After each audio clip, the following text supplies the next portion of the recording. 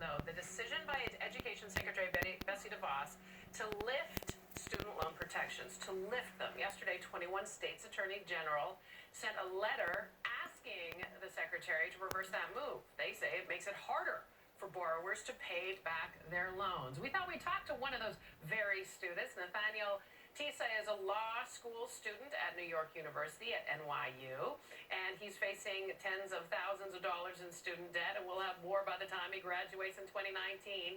Boy, that's a cheery way to start my conversation with you, isn't it? Well, yeah, well, thanks for having me on. No, it is really a dud. And we wanted to put a real face on this very issue. Are you concerned at this development? And are you concerned about your own reality of now having a harder time repaying the debt that you're incurring right now? So I think it's important to really understand the scope of the problem. So the Obama memo is basically did two things. One was to make it harder for these loan servicers to hit you with extra fees for not being able to pay it. And another one was to try to incentivize good behavior by the servicers. So there were steps in the right direction, but the underlying problem is just that college costs too much.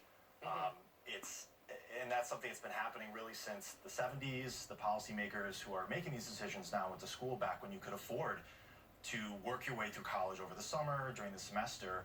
Now tuition's $40,000, $50,000, $60,000 over 4 years for a bachelor's degree, and the reality is just different.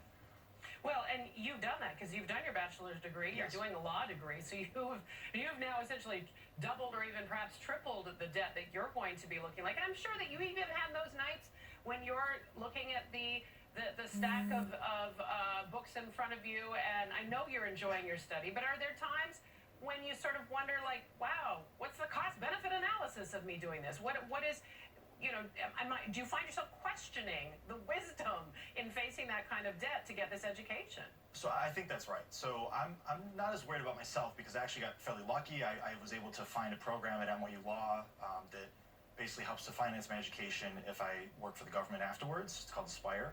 But most people, probably 95% of my peers, aren't in the same boat. So I think about them when I think about these problems. You're taking on about $200,000 in debt for a law degree, and that's fine as long as the jobs are out there, right? The economy's doing well right now, but 2008, 2009, that wasn't the case. There were a lot of people out of work. And if you're not tempted to be sympathetic towards lawyers, which maybe is fair, I think of people like my sister who wants to go into education or counseling. Those jobs don't pay that much, but they require master's degrees. So you have to get a bachelor's and a master's, and then you enter into a market that's not really paying you for the amount of debt that you have to take on. And I think that's a pattern you've seen across the economy. We're requiring more and more degrees for jobs that used to not require them, but the compensation isn't there. So there's more risk, and the reward, I don't think, is there for the vast majority of people. Well, and it is a tough thing to start out your life, right? Start out your adult life with that kind of weight on you financially. You sort of feel like it's an albatross around your neck for a very long time. Talk to some of my producers. They were talking about it in our meeting yesterday. Nathaniel, thank you so much for joining us and for sharing your own experience and your own analysis. I think you're a very bright man, and I think you'll do very well. Keep it here all week as we take an in-depth look at what President Trump has and has not done in his first 100 days.